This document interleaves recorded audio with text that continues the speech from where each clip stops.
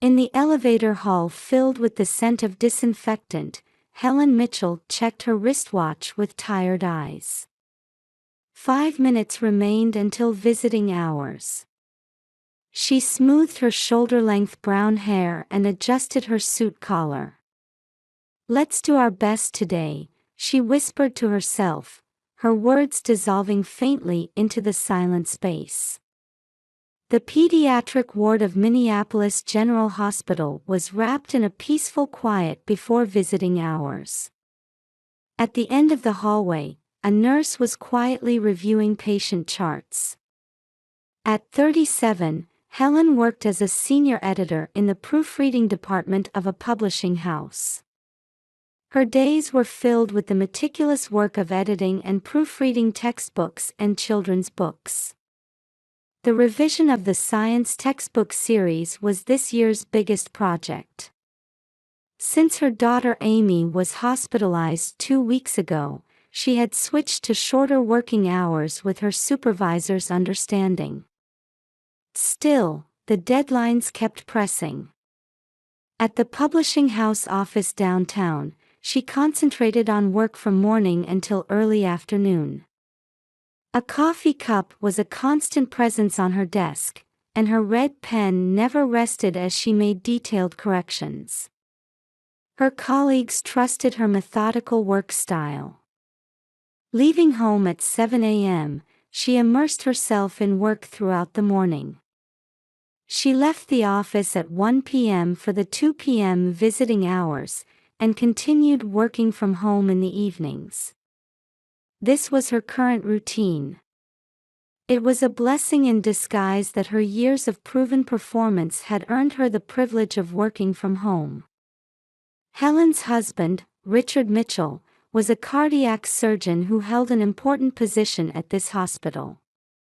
Tall and well-groomed, he always wore either a pristine white coat or a suit. His gentle and intellectual nature had earned him high regard both as a doctor and as a husband. His precise judgment and reliable technique in the operating room had saved many patients' lives. They lived in a single-family home in Edina, a quiet residential area of Minneapolis. Located in a long-established prestigious district, their spacious garden bloomed with seasonal flowers. As an affluent middle-class family, they had lived comfortably without want. On weekends, they would spend peaceful times taking family walks around Lake Harriet or enjoying shopping at the Mall of America. That daily life changed completely with Amy's sudden hospitalization.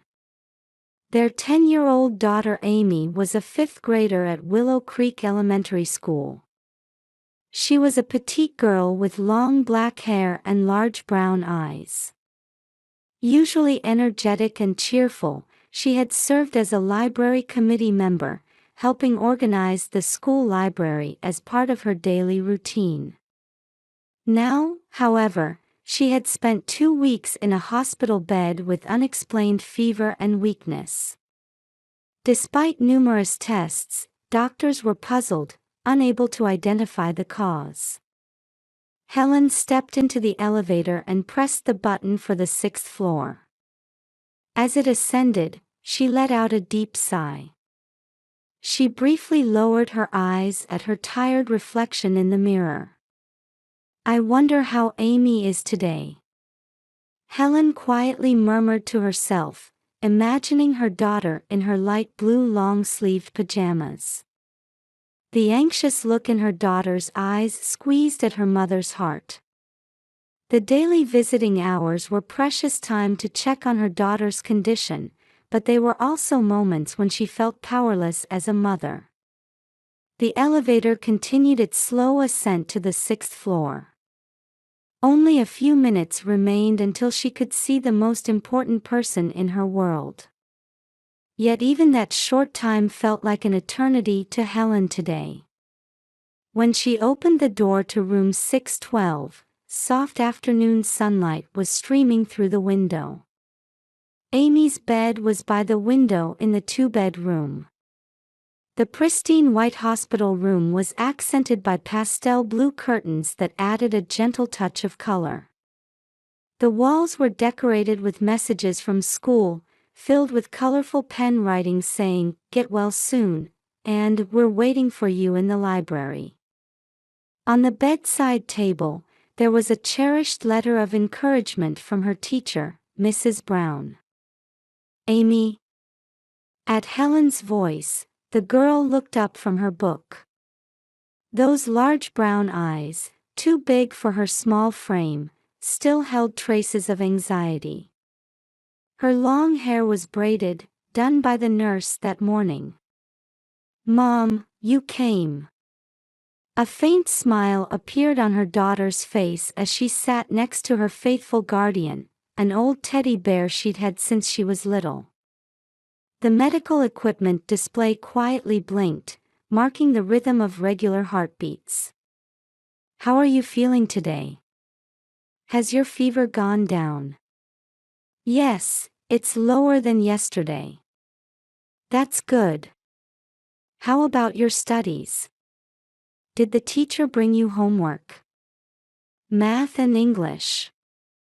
But they're not hard. Jessica brought copies of the textbooks after school too."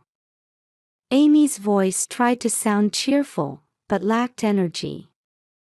Helen gently placed her hand on her daughter's forehead, stroking it as if checking her temperature.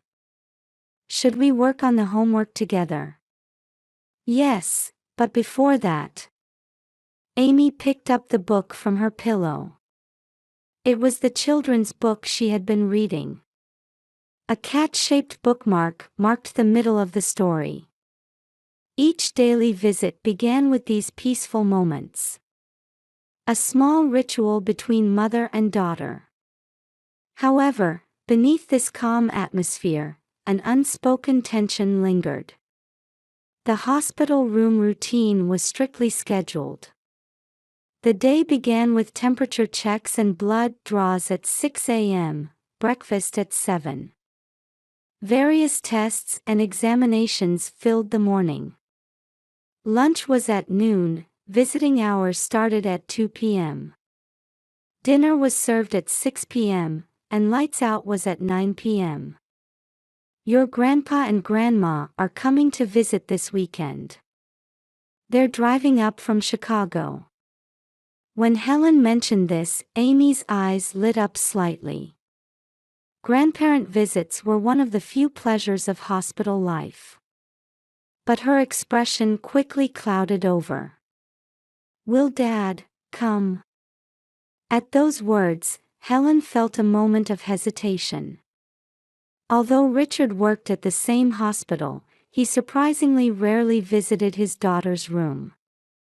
How many times had she heard the excuse, "I'm busy with surgery"?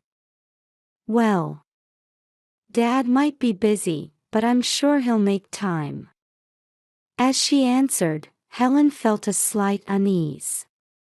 Something in her daughter's voice, fear, anxiety. But before she could examine that feeling more deeply, the sound of a wheelchair came from the hallway. It was time for regular tests. A nurse in a white coat entered the room with a cheerful expression.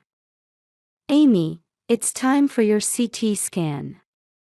Amy nodded silently as she was transferred from the bed to the wheelchair. Her hands clutched the teddy bear tightly, her fragile strength evident in her grip. "It's all right, it'll be over soon." Amy gave a small smile at Helen's words. However, in the depths of her eyes, there seemed to be a secret that she couldn't tell anyone. As the nurse wheeled her out, silence returned to the room. Outside the window, spring's gentle breeze rustled the young leaves. Helen watched until her daughter's small back disappeared from view. Helen sat on her daughter's bed amid the quiet sounds of medical equipment. The pillows still held the sweet scent of Amy's hair. 2 weeks since admission. Despite multiple tests, they still couldn't identify a clear cause. "What's happening?" Her whispered words were absorbed into the white ceiling. On Amy's desk lay an unfinished math worksheet. Fraction problems were carefully solved in pencil. Next to it was the hospital menu. Tonight's dinner would be chicken soup, salad, and whole wheat bread. "Your daughter is being very brave." Suddenly, a voice came from behind. Turning around, Helen saw a nurse standing there. With a warm smile, she was checking Amy's charts. "Even though the daily blood draws must hurt, she never cries."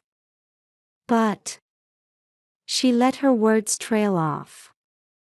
There was something in her expression that suggested she had stopped herself from saying more. Helen caught that moment of hesitation. "But... did something happen?" "No, it's just that sometimes at night, she seems to have nightmares. She gets restless in her sleep."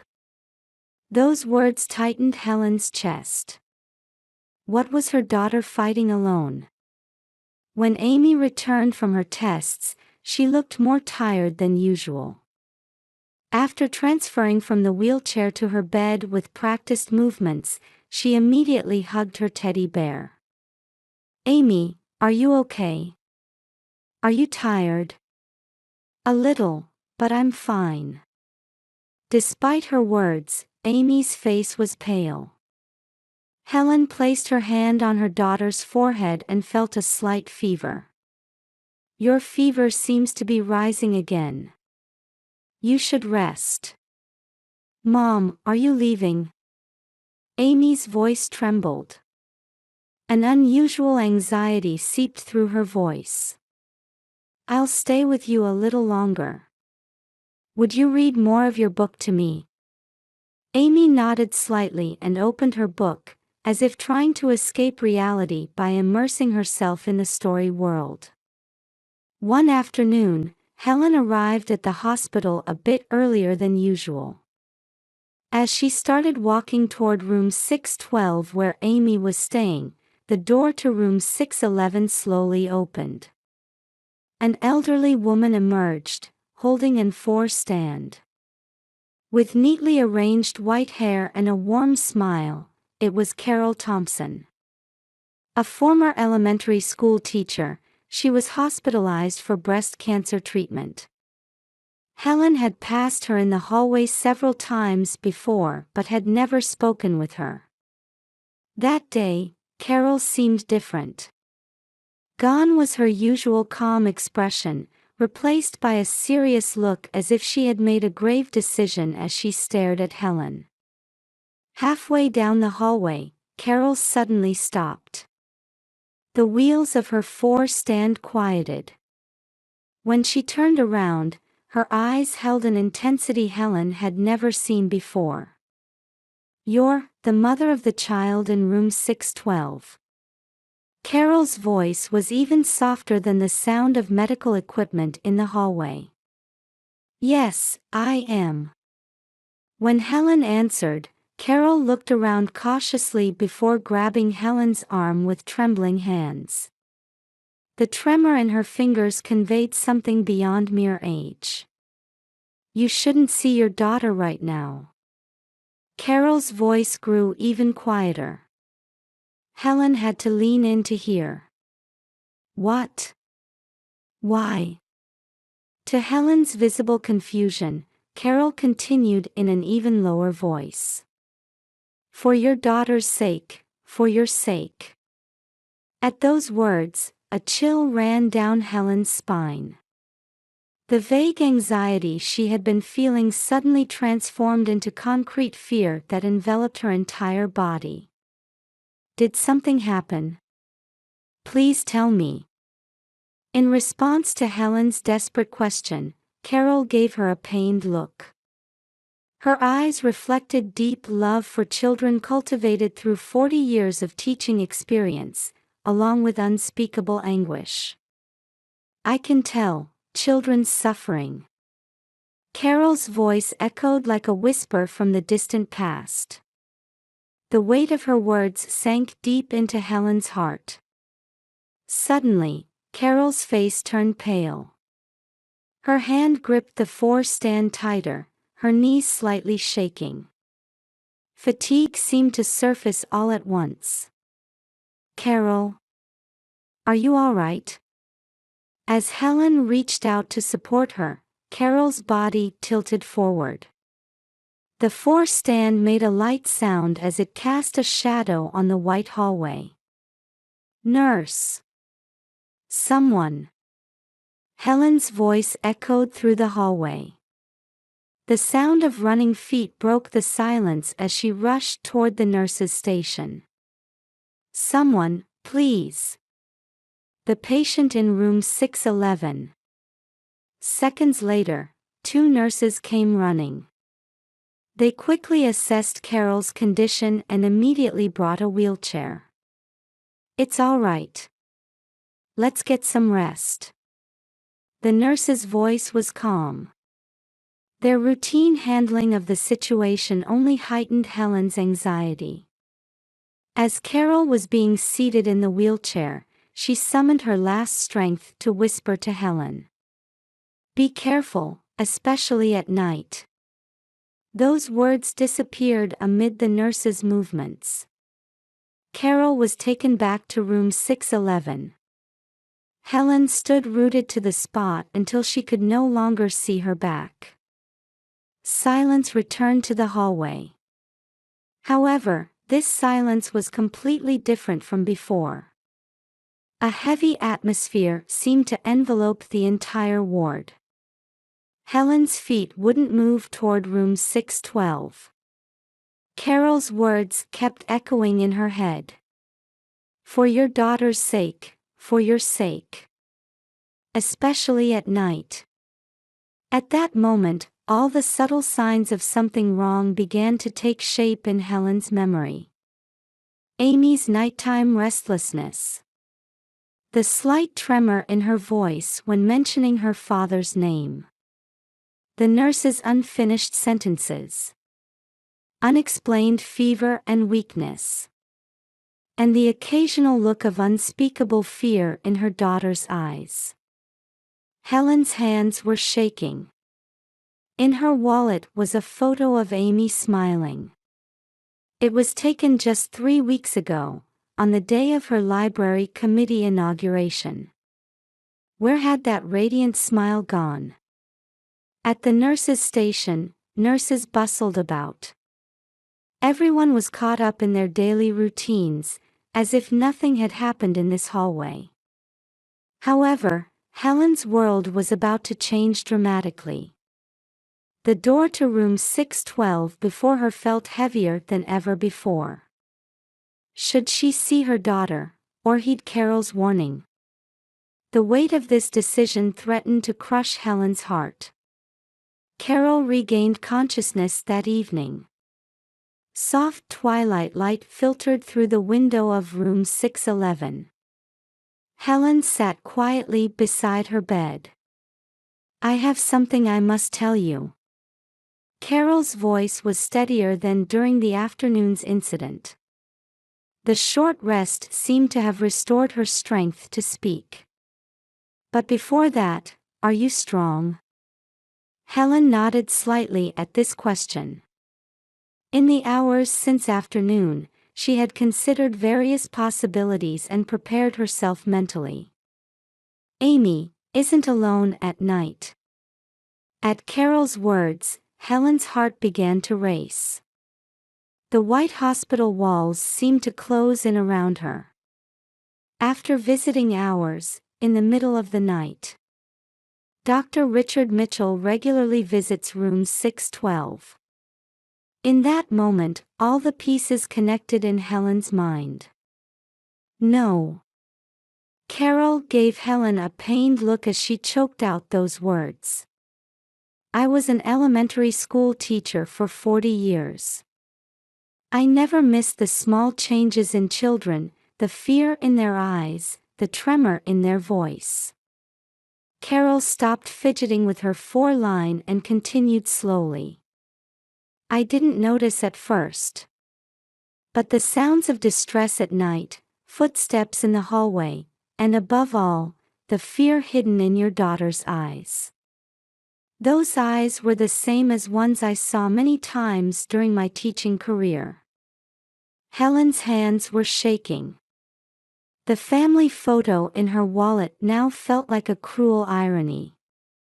Why didn't Amy tell me? As Helen's words caught in her throat, Carol gently placed her hand over hers. Your daughter was trying to protect you. At those words, tears spilled from Helen's eyes. There were threats from her father. If you tell your mother, I'll put her in the hospital. She'll lose her job. I have connections throughout the hospital. Carol's voice carefully conveyed each heavy fact. Using his position as a doctor, he implied he could falsify medical records, demonstrated his influence in the hospital, and even suggested he could pressure your workplace. Helen clenched her fists tighter, not feeling her nails digging into her palms. But why did Amy? In your daughter's words. Mom is already tired from work. I didn't want to worry her more. I didn't want to see Mom cry. I was scared of breaking up the family. It was a decision made from pure love. The pressure that a 10-year-old girl had been bearing alone. The desperate consideration to protect her mother. The weight of it all squeezed Helen's heart. Her father skillfully maintained control through everyday language, Carol continued. This is an expression of love, it's for your own good, this happens in other families too, this is because you don't listen. With such words, he planted guilt and fostered helplessness. Amy believed she couldn't ask anyone for help. Her father was an important figure at the hospital. A respected cardiac surgeon. His social status had silenced the small girl's voice. Your daughter said, I thought no one would believe me, Dad is a doctor everyone respects, I didn't want my school friends to know. This sense of isolation made it even harder for her to speak up. Helen's muffled sobs echoed in the quiet hospital room. Carol quietly checked the door to ensure the sound wouldn't leak into the hallway. But she's not alone anymore. Helen's voice was filled with strong determination.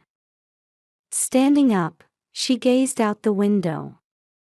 The evening sky was beginning to turn deep purple. I'm calling the police. At those words, Carol's expression showed relief. I'll testify too. And Carol pulled out a notebook from her bedside drawer. This is a record of everything I've noticed. Times, places, conversations. I've documented as much detail as possible. The meticulous records kept with a former teacher's thoroughness would serve as crucial evidence. That night, a specialized child abuse investigation team arrived at the pediatric ward of Minneapolis General Hospital. Quickly but quietly. Taking utmost care not to disturb other patients' rest. Richard Mitchell was arrested in the middle of the night. The sight of him being handcuffed while still in his white coat in the hospital hallway symbolized the hollowness of his authority. You have the right to remain silent. The officer's voice echoed in the quiet hallway. As former colleagues watched in disbelief, Richard was led away without uttering a word. The next morning, the hospital established an internal investigation committee. Richard's duties were immediately suspended. Simultaneously, victim protection measures were put in place, and mother and daughter were moved to a secure location. In Amy's new hospital room, Helen held her daughter tightly. "I'm sorry. I didn't notice." "No. I wanted to protect you, Mom." They shared a long silence through their tears. It was a special moment where indescribable pain mixed with hope for a new beginning. By the window where soft spring sunlight streamed in, Amy was tying the ribbon of her new school uniform. 1 year after the incident, mother and daughter had started a new life in a different district of Minneapolis. "Amy, breakfast is ready." Helen's voice rang out from the kitchen. Though their apartment wasn't spacious, it was filled with warmth. The walls were decorated with Amy's drawings and photos from her new school. "Coming," a bright voice responded. It was the pure voice of a young girl, free from the anxiety and fear of before. The table was set with whole wheat toast, scrambled eggs, and fresh fruit. "You have counseling after school today, right?" "Yes. I'm looking forward to talking with Ms. Martha." Therapy was ongoing, but it was no longer painful. It had become valuable time for understanding herself and growing stronger. At her new school, she had resumed her library committee activities. Surrounded by many friends, she was gradually regaining her smile. Helen had changed too.